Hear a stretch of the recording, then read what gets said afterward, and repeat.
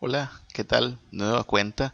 Estamos estudiando un poquito de la materia de escatología con dedicatoria especial para nuestros alumnos del Seminario Teológico Presbiteriano San Pablo, pero al mismo tiempo tratando de compartir esto con todo aquel que esté interesado en estudiar el libro de Apocalipsis.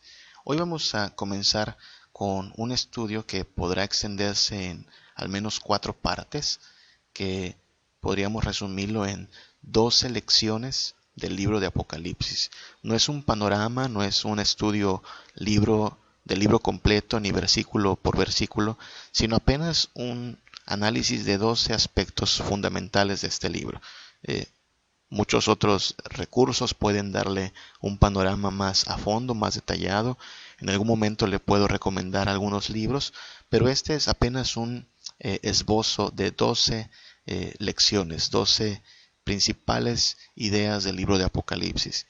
Y aún así son tantas ya que un solo video no va a ser suficiente y lo vamos a dividir entonces en partes. Esta primera parte le podríamos podría ser titulada El Cordero, el Pastor y el León. Y sucede que Jesucristo se nos presenta en el libro de Apocalipsis en estas 3 facetas, en estas 3 modalidades. Él es el Cordero que nos rescata del pecado, Él es el Pastor que cuida de su iglesia y Él es el León de la tribu de Judá, el cumplimiento de las expectativas mesiánicas que alguna vez fueron dadas a David, el descendiente de la tribu de Judá, y que después sabemos que se cumplen solamente en Jesucristo, el Mesías esperado. Entonces vamos a comenzar con este breve estudio, resumen de 12 lecciones del libro de Apocalipsis. La primera lección, la primera idea fundamental del libro de Apocalipsis es que Jesucristo vive. La iglesia cristiana adora a un fundador que está vivo. Nuestro fundador no está muerto, nuestro fundador no es ya una leyenda, nuestro fundador es una persona que ha vencido a la muerte, que se ha levantado con victoria y que ha demostrado que tiene todo el poder sobre la creación, sobre todo lo que existe y sobre la misma muerte. Así es como se presenta Jesús en el libro de Apocalipsis, tomando la imagen de un cordero que sí fue sacrificado, su sangre corrió para salvarnos, pero se levantó de la tumba. Dice Apocalipsis 1:7 que viene con las nubes y todo ojo le verá. Y los que le traspasaron, se refiere a su muerte, se refiere al cómo la espada fue, o la lanza, perdón, fue introducida en su costado y cómo la muerte misma le llevó al sepulcro durante 3 días, pero todo ojo le verá y aún los que le traspasaron, aún los que participaron de su muerte, los responsables, le verán y todos los linajes de la tierra harán lamentación por él.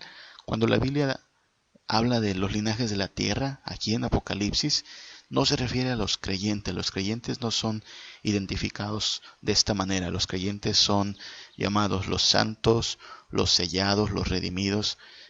Cuando utiliza este tipo de frases, los linajes de la tierra, los habitantes de la tierra, se refiere principalmente a los no redimidos, a los que rechazan el Evangelio de Cristo. Así es que Jesús se presenta como aquel que muere por su pueblo. En Apocalipsis 1 del 17 al 18, a Juan se le dice algo similar, se le dice, no temas, porque yo soy el primero y el último, el que vivo. Estuve muerto, mas he aquí que vivo por los siglos de los siglos. Amén. Y tengo las llaves, es decir, autoridad. Las llaves son símbolo de autoridad. Tengo las llaves de la muerte y del Hades. Vemos entonces que Jesús se presenta como aquel que, habiendo sido sacrificado, ha vencido a la muerte y vive. Jesucristo vive. Esa es una de las principales enseñanzas en el libro de Apocalipsis. En Apocalipsis 1:5, Jesús se refiere como aquel que está dedicando este libro, como el primogénito de los muertos, a su iglesia. Juan dice que está escribiendo no por su propia pluma, sino de parte de Jesucristo, el primogénito de los muertos, soberano de los reyes de la tierra, al que nos amó y nos lavó de nuestros pecados con su sangre. Nuevamente una mención del sacrificio de Cristo, del derramamiento de su sangre, que no fue suficiente para dejarlo postrado en la tumba. Su sangre derramada es la que nos ha dado rescate del pecado, la que nos ha lavado de nuestras iniquidades, y no quedó en la tumba, sino que la venció, derrotó al sepulcro. Jesucristo está vivo, está más vivo que nunca, es el primogénito de los muertos, no solo el primero en haber resucitado, sino el dueño, porque eso es el primogénito, el heredero, el dueño de todos aquellos que él mismo traerá a la resurrección. Esta expresión, el primogénito de los muertos, no es nueva de Apocalipsis. Ya la utilizó Pablo también en Colosenses 1:18, hablando de Cristo como la cabeza de su iglesia, hablando de Cristo como aquel que tiene la posesión de su pueblo, y hablando de él también como el primogénito de los muertos. Entonces, nota cómo Cristo es presentado no solo como alguien vivo, sino como alguien que obra a favor de su pueblo, a favor de su iglesia. Este Jesucristo es aquel que ha lavado de sus pecados a sus redimidos y lo ha hecho con su propia sangre.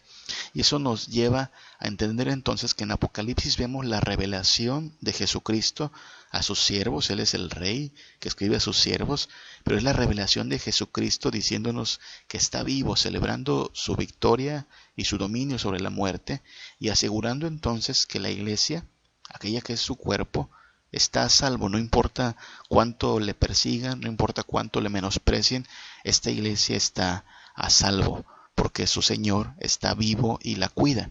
Y eso nos lleva a la segunda enseñanza importante del libro de Apocalipsis, que no solo nos muestra que Jesucristo está vivo, sino que Jesucristo ama a su iglesia. Jesucristo tiene cuidado especial de su iglesia. Recordemos que hay un símbolo muy particular, y es que delante de la presencia del Señor se ubican 7 candeleros. Y estos 7 candeleros, nos dice el mismo libro de Apocalipsis, que representan a las iglesias del Señor. Por supuesto, las iglesias del contexto inmediato son aquellas 7 iglesias mencionadas en el mismo libro. Pero estas 7 iglesias representan a la iglesia universal, la iglesia en todos los tiempos. Las problemáticas de estas iglesias son problemáticas que hasta el día de hoy tenemos en cada iglesia local. Los desafíos de estas iglesias son desafíos que tenemos muchos hasta el día de hoy en todas partes del mundo donde se invoca el nombre de Jesucristo. Y entonces lo que vemos es que Dios habla a sus iglesias, sí, pero habla a todas las iglesias que vendrán. La frase, el que tiene oído, oiga, está presente en cada una de estas 7 cartas que Apocalipsis nos da para cada una de las 7 iglesias de Asia Menor. Y lo que nos dice es, cualquiera que oiga este mensaje, póngalo también en práctica, ponga atención a lo que le estamos diciendo. Es como decir que la iglesia actual, la iglesia Príncipe de Paz, la iglesia el Divino Salvador, la iglesia la Santísima Trinidad, tiene que poner atención a lo que Cristo le dijo a Sardis, a Esmirna, a Filadelfia, a la Odisea. Este es un mensaje dirigido para aquellas iglesias y para estas iglesias de ahora, para toda la iglesia de Cristo. Por eso debemos tener atención a lo que el Señor le dice a su esposa, que es como es presentada la iglesia en Apocalipsis, como la esposa del Cordero, aquella que tiene que prepararse para ser agradable a su esposo, porque está preparándose todavía la boda. Apocalipsis es solo un eco de lo que ya dijo Pablo en Efesios 5, del 25 al 27, que es que Cristo amó a la iglesia y se entregó a sí mismo por ella, y el propósito de Cristo es santificarla, habiéndola purificado en el lavamiento del agua por la palabra, a fin de presentársela a sí mismo una iglesia gloriosa, que no tuviese mancha, ni arruga, ni cosa semejante, sino que fuese santa y sin mancha. Esa es la iglesia por la cual Cristo va a volver, la iglesia que hoy debiera estar preparándose para su encuentro con el Señor, en obediencia, en dependencia, en santificación. Y es de lo que nos habla Apocalipsis. Cada una de las 7 iglesias recibe ya sea una instrucción de parte de Dios, una reprensión de parte de Dios o ánimo de parte de Dios, siempre en el deseo de que su iglesia sea santificada. una de estas iglesias recibe estas palabras diciéndole, sabes, tengo contra ti que has dejado tu primer amor. Es decir, tu prioridad ya no soy yo, no soy parte de lo que más te interesa. Hay otras cosas que compiten por tu corazón. Y esta es la iglesia de Éfeso, que nos presenta una iglesia que mantiene una relación con el Señor, sí, pero una relación que va en decadencia. Muchas iglesias tienen que tomar nota de lo que Dios le está diciendo a la iglesia de Éfeso. A lo mejor han entrado en decadencia, no se ha roto la relación, pero Cristo ya no es el primer amor. Así es que lo que Cristo le dice a su iglesia en Éfeso es algo de lo cual debemos tomar nota también en nuestros días. Esta relación con Cristo no debiera ir a la baja ni estar en decadencia, sino que debiéramos ir creciendo en comunión, en dependencia y en sometimiento a Cristo. A otra iglesia se le dice que por estar atribulada y por estar en pobreza, el Señor es su socorro y su ayuda. Esta iglesia se encontraba en tribulación y pobreza, pero el Señor le asegura, pero tú eres rico, es decir, tu riqueza no se debe medir en términos terrenales, en términos temporales, sino que tu riqueza está segura en Cristo. Y por eso se le anima, sé fiel hasta la muerte, y yo te daré la corona de la vida. Más importante que el éxito temporal, más importante que la gloria pasajera, es poder recibir la corona de la vida. Y esta es la iglesia de Esmirna, una iglesia a la cual le toca atravesar por pruebas, y estas pruebas pues determinan si su fidelidad es una fidelidad genuina o es solo un compromiso de labios, pero no de todo el ser y de la vida en sí. La iglesia de hoy tiene que tomar nota de esto también. La tribulación, la persecución son realidades presentes, no solo son asuntos del pasado. Muchas iglesias se encuentran en la misma condición de Esmirna, no gozan de una riqueza en términos temporales, no gozan de prestigio ante el mundo, sino que al contrario, el mundo está persiguiéndoles. Se encuentran en contextos de opresión y oposición, y es aquí donde la prueba se hace patente, su fe es puesta a prueba y ellos tienen que ver si se van a mantener en fidelidad. Hay otra iglesia a la cual se le llama a mantenerse firme. Ellos son aquellos que retienen el nombre de Cristo y no han negado la fe, se han mantenido bastante en pie, confiando en el Señor Jesucristo, pero se les advierte que tienen allí a los que retienen la doctrina de Balaam, que enseñaba a Balac a poner tropiezo ante los hijos de Israel, a comer de las cosas sacrificadas a los ídolos y a cometer fornicación. Es decir, es una iglesia que por un lado se mantiene sana, se mantiene firme, pero por otro lado está siendo negligente en cuanto a asuntos doctrinales. Poco a poco la doctrina irá teniendo consecuencias en un estilo de vida que contradice la santidad a la cual Cristo está llamando a su iglesia. Y esta es la iglesia de Pérgamo. Hay que tomar nota muchas veces de cómo Cristo se autodefine, cómo Cristo se presenta en cada una de estas cartas. A Pérgamo le llama a tener cuidado de estas cosas, y Cristo se presenta como aquel que tiene una espada de dos filos. Una espada de dos filos era sumamente mortal, era tajante. Y lo que le faltaba a Pérgamo era precisamente eso, ser tajante con el pecado. Pérgamo tenía que entender que con una doctrina equivocada no se podía ser tolerante, había que cortar con todo aquello que fuera en contra del evangelio verdadero, porque si no las consecuencias podrían ser catastróficas. La iglesia de hoy tiene que tomar nota de esta misma exhortación. Estamos llamados a ser tajantes, a ser radicales. Hoy donde las personas hablan de relativismo, nadie tiene la verdad absoluta, nadie puede decir que el otro esté equivocado. La iglesia tiene que afirmar sus convicciones sabiendo que tenemos la verdad, no porque es nuestra verdad, sino que es la verdad de Cristo a la cual nos queremos someter, y por eso debemos ser radicales.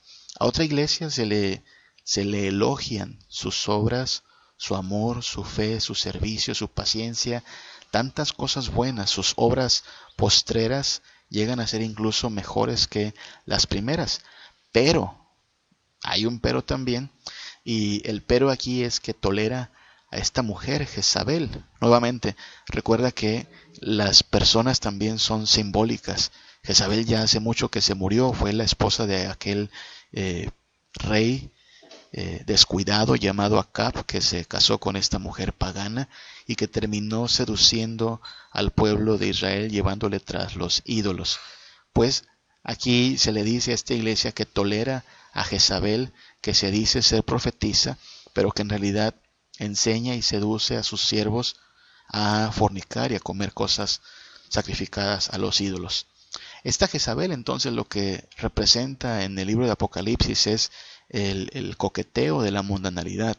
El pueblo de Dios es un pueblo que debe mantenerse santo sin dejarse arrastrar por la mundanalidad.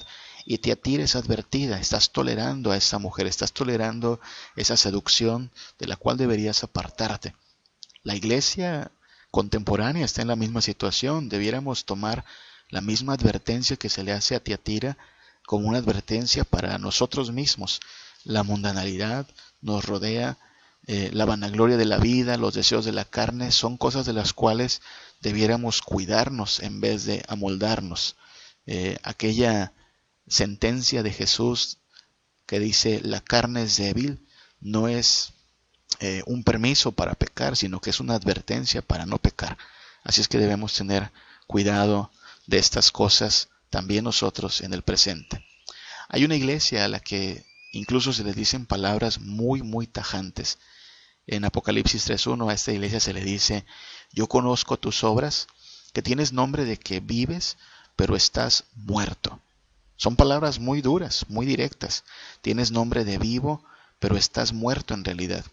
Y esta es la iglesia de Sardis, una iglesia que tiene un nombre de grandeza, que tiene a lo mejor el poder alardear de ser fuerte en este mundo, pero en realidad solo está simulando vida. Su vida es apenas un maquillaje, apenas un filtro que le hace ver bonito, que le hace ver pues lleno de vivacidad, lleno de energía, pero en realidad el Señor le dice: yo sé que estás muerto, conozco tus obras, tienes nombre de que vives, pero en realidad estás muerto. Sin embargo, hay todavía un poquito de esperanza. Dice Jesús: tienes unas pocas personas en Sardis que no han manchado sus vestiduras. Hay gente allí que todavía se mantiene fiel.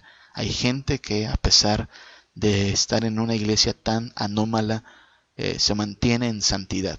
Y es a ellos a quienes Cristo les extiende su misericordia y su gracia.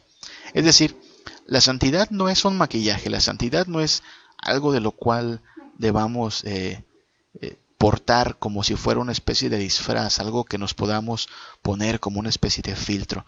La santidad es algo que debe estar a nivel de nuestra vida, a nivel de nuestra forma de vivir y conducirnos.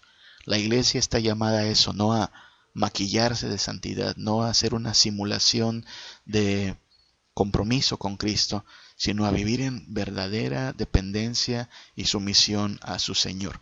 Esta iglesia debía entender ello, pero también nosotros deberíamos entender eso. Estamos llamados no a simular la santidad, sino a vivir en santidad. Hay otra iglesia a la cual se le dice que, aunque es una iglesia que tiene poca fuerza, era una iglesia pequeñita, es elogiada porque ha guardado la palabra y no ha negado el nombre de Cristo. Y esta es la iglesia de Filadelfia, una iglesia pequeña, pero al mismo tiempo grande. Y este mensaje nos recuerda que hay grandeza, aún en una pequeña iglesia, si esta iglesia se mantiene fiel a Cristo.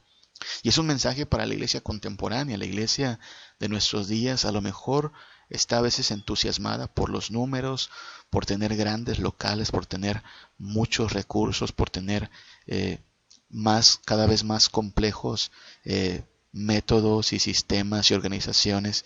Y lo que nos recuerda la iglesia de Filadelfia es que puede ser una iglesia muy grande ante el mundo y ante los ojos de las personas, pero ser pequeña delante de Dios.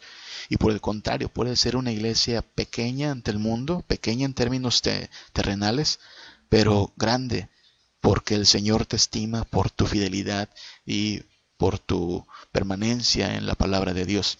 Entonces tenemos que decidir en qué términos vamos a medir nuestra grandeza. según los estándares de Cristo o según los estándares del mundo. Filadelfia nos debe recordar eso. El pastor Leonardo Ravenhill dijo alguna vez que él prefería tener 10 personas que amen a Dios a tener 10,000 que solo les guste jugar a ser la iglesia. El mensaje de Cristo a las 7 iglesias de Apocalipsis es precisamente un mensaje donde el Señor le anima a los miembros de estas iglesias a no jugar a ser el pueblo de Dios, sino a manifestar que son el pueblo de Dios por su entrega, por su santificación, por su compromiso con el reino de los cielos. Recuerda que el compromiso es hasta la muerte. Cristo Jesús dijo que debíamos tomar nuestra cruz, negarnos a nosotros mismos y seguirle hasta la muerte. Entonces, no es un compromiso a medias, no es un compromiso parcial. El Señor nos llama a una entrega total como iglesia. Una de las palabras más duras quizá de todas estas cartas que el Señor emite a su iglesia es la que le da a la última iglesia en la lista, a quien le dice: yo conozco tus obras, que ni eres frío ni caliente. Ojalá fueses frío o caliente, pero por cuanto eres tibio y no frío ni caliente, yo te voy a vomitar de mi boca. Estas son palabras muy, muy duras, son quizá de las palabras que más nos son familiares, porque mucha gente habla en esos términos. Dice: me estoy enfriando, me estoy volviendo tibio. Lejos de decirlo con tranquilidad, es una situación alarmante. Una iglesia no debería estar entibiada, una iglesia no debería estar en esta situación de decadencia. El Señor está exhortando con mucha dureza a esta iglesia que está jugando a hacer muchas cosas, pero menos que está tomándose en serio el asunto de ser el pueblo del Señor. Esta es la situación de la iglesia en la Odisea, una iglesia que ha caído en la trampa y el engaño de pensar que puedes vivir en la tibieza, sin definirte si vas a ser frío o caliente. No tenemos tiempo para explicar que frío o caliente no son opuestos en los que debe escogerse lo uno o lo otro. Lo que está diciendo Jesús es que si fuera fría habría utilidad, si fuera caliente habría utilidad. El agua fría tiene sus propiedades, el agua caliente tiene sus propiedades, pero la tibieza no es algo que ayude mucho a la iglesia. La iglesia contemporánea debe tener esta misma idea. Necesitamos definirnos y necesitamos salir de cualquier situación de tibieza. Ahora, este rebaño necesita de un buen pastor, dado que está en proceso de santificación, dado que está en proceso de entendimiento de lo que el Señor quiere para él. Este rebaño necesita de dirección y la tenemos en Cristo Jesús. Este rebaño debe ser diferente al mundo. En Apocalipsis tenemos una contradicción, una clara diferencia entre dos damas muy diferentes. Por un lado, en Apocalipsis 17 se nos habla de una mujer vestida como prostituta. De hecho, es llamada la gran ramera. Mientras que en Apocalipsis 12 se nos habla de una mujer vestida como una novia, ataviada para su encuentro con su esposo. La mujer de Apocalipsis 17 está vestida de todo lo glamuroso, de todo lo que podría impresionar a los habitantes de esta tierra: púrpura, escarlata, oro, piedras preciosas, todo lo bueno de este mundo, aunque en su copa lo único que puede ofrecer es inmundicia y fornicación. La otra mujer es muy diferente, está vestida de toda la gloria, no de la tierra, sino del cielo. Está vestida del sol, con la luna debajo de sus pies y sobre su cabeza una corona de 2 estrellas. Tú puedes ver el claro contraste entre estas dos mujeres. Una está vestida para el mundo, otra está vestida para su esposo. Es Apocalipsis mismo quien nos dice que esta esposa se ha preparado porque se le ha concedido el vestirse de lino fino, limpio y resplandeciente, que son las acciones justas de los santos. Nuevamente, la iglesia es presentada en su llamado a la santidad, en su llamado a la justicia, a amoldarse no a las demandas y estándares de este mundo, sino a la voluntad del Señor, quien dio su vida por ella para que fuese santa y sin mancha. En resumen, podríamos decir que la iglesia de Cristo no ha de ser semejante a una prostituta, sino que está llamada a ser una esposa fiel y santa. Y eso somos nosotros. Aquí mismo en Apocalipsis podemos entender una situación importante, y es que nosotros como iglesia estamos llamados a confiar en que el Señor nos pastorea, el Señor nos cuida, el Señor nos guarda. En este llamado a ser santos, en este llamado a apartarnos del mundo, está la certeza de que tenemos también la victoria sobre el mundo. Por eso mismo podemos confiar en que Cristo viene para darnos la victoria.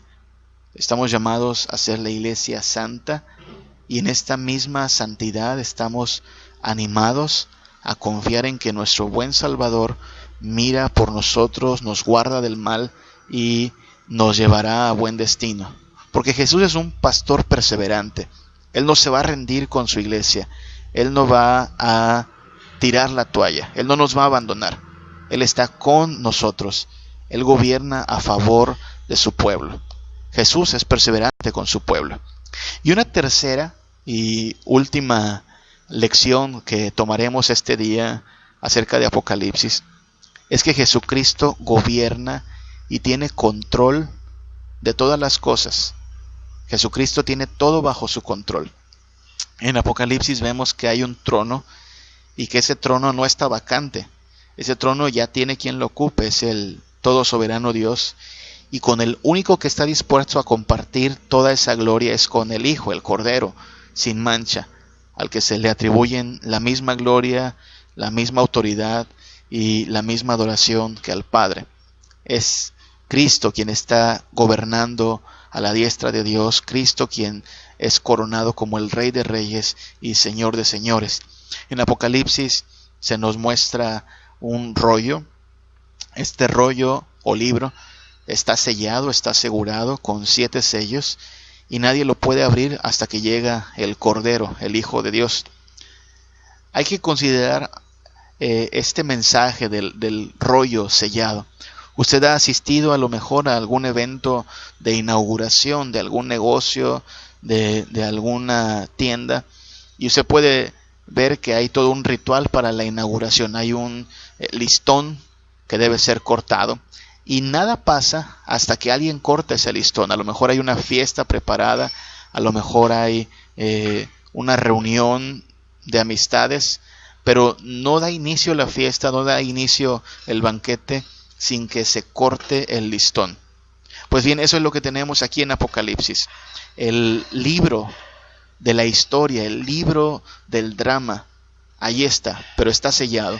Y alguien tiene que cortar el listón, alguien tiene que cortar los 7 sellos. Y nadie lo hace, sino solo el Cordero. A Juan se le dice, mira, por fin ha vencido el león de la tribu de Judá, y él viene a cortar los sellos, él viene a abrir los sellos. Por eso nosotros vemos en la persona de Jesucristo a aquel que gobierna sobre la historia, sobre los reinos de la tierra y sobre todas las cosas, para hacer que su propósito, su plan perfecto, se cumpla. Este rey gobierna sobre todas las cosas. Y por eso mismo, a nuestra perspectiva escatológica, la forma en la cual entendemos las últimas cosas y los últimos tiempos, le llamamos escatología inaugurada. Nosotros creemos que cuando Cristo Jesús vino a la tierra, Él cortó el listón e inauguró lo que llamamos los últimos días. A partir de la venida de Cristo han comenzado a contarse los últimos días. Es en esta llegada del Salvador a la tierra, es desde el nacimiento de Cristo que comienza la cuenta regresiva para el fin. Lo próximo es que Jesús vendrá a juzgar a los vivos y a los muertos. Así es que confiamos en la certeza de su victoria. Cristo Jesús ha venido no a ver si puede, sino a ganar, a vencer. Cuando se abren los sellos, el primer sello que se abre nos muestra a un caballo blanco, y el que lo monta tiene un arco y les da una corona y sale venciendo para vencer. Nosotros creemos que este caballo y este jinete representan la victoria segura que tendrá el Evangelio. Por supuesto, junto con el Evangelio, lo que está corriendo también es la tribulación. y cada vez parece que nos encontramos en una situación de mayor tribulación. Conforme se abren los sellos, sabemos que viene la guerra, representada por este caballo rojo, bermejo. También se desata el hambre, representado por este caballo negro. También se desata la muerte, representada en este caballo amarillo. Pero nuevamente vemos que lo que hace Apocalipsis no es más que hacer un eco de lo que Jesús dijo en Mateo 24, del 6 al 8, ¿sí? Que oiríamos de guerras, de rumores de guerras, que habría pestes y hambres, pero que esto no es el fin aún, no es más que principio de dolores.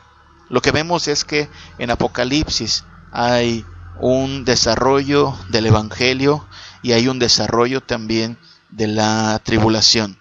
Y conforme avanza el Evangelio, se hacen presentes también estas dificultades, guerra, hambre y pestes. Y sin embargo, la Iglesia de Cristo puede estar segura sabiendo que la victoria ha sido ya ganada a favor del pueblo de Dios. Nosotros podemos confiar en esta realidad. Y este versículo es particularmente importante porque me parece que es el versículo que resume todo el contenido del libro de Apocalipsis. Más importante que la marca de la bestia, más importante que los 1000 años, es entender que por más que se le presente oposición al Cordero, el Cordero vencerá. Pelearán contra el Cordero y el Cordero los vencerá, porque es Señor de señores, Rey de reyes, y los que están con Él son llamados, elegidos y fieles. Y esperamos ser parte de ese pueblo, los llamados, los elegidos y los fieles. Por eso mismo debemos poner atención a lo que este buen pastor le está diciendo a su iglesia hasta el día de hoy. Entonces, así podríamos resumir esta primera parte de las enseñanzas básicas de Apocalipsis: el Cordero, el Pastor y el León. En este libro, Jesucristo se nos presenta como el Cordero inmolado, Cordero sacrificado, pero que al mismo tiempo es un Cordero vivo. Ha vencido a la muerte, se ha levantado del sepulcro y en su resurrección nosotros tenemos asegurada nuestra victoria sobre la muerte. Cristo se nos presenta como el buen pastor que dirige a su iglesia con reprensión, con exhortación, con disciplina, pero al mismo tiempo con amor, con ternura, con cuidado, a fin de que su iglesia sea santa y llegue a su gloria. Y se nos presenta también como el león de la tribu de Judá, que ha vencido, que ha asegurado su dominio, y su dominio será eterno, se ha sentado en su trono y su reino no tendrá fin. En el libro de Apocalipsis, Cristo vive, Cristo ama a su iglesia y Cristo tiene dominio pleno sobre todas las cosas. Podemos gozarnos en estas realidades, podemos descansar en estas verdades, y por eso mismo el libro de Apocalipsis, como verá, no es un libro que debiera infundir temor ni espanto, sino un libro que nos fue dado para nuestro consuelo y para animarnos a la perseverancia en santidad y en dependencia de Cristo. Vamos a dejarle por ahí hasta este momento. Hemos unificado nuestros recursos. Puede buscarnos como Una Vida Reformada, tanto en Instagram como en Facebook y asimismo en Blogspot. Ahí puede encontrar recursos que sirven para devocionales, para oración, que sirven para compartir algunos estudios y contenidos que usted a lo mejor puede encontrar útiles. Espero que así sea. Y más recientemente hemos abierto canales en YouTube y en Spotify. Ahí también nos encuentra como Una Vida Reformada. Me despido con este versículo, no de Juan, sino de Pedro.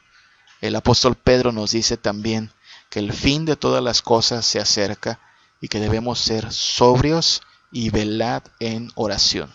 Cada día estamos más cerca del regreso de Cristo y por eso mismo debiéramos mantenernos firmes en oración, en dependencia de Cristo, pero también en esperanza. No hay nada que perder y sí tenemos todo que ganar cuando estamos del lado de aquel que ha vencido a la muerte y al pecado por nuestra salvación. Así es que estudiemos este libro y tengamos esperanza y tengamos paciencia y mantengámonos firmes en Jesucristo. Que el Señor les bendiga, que el Señor nos guarde.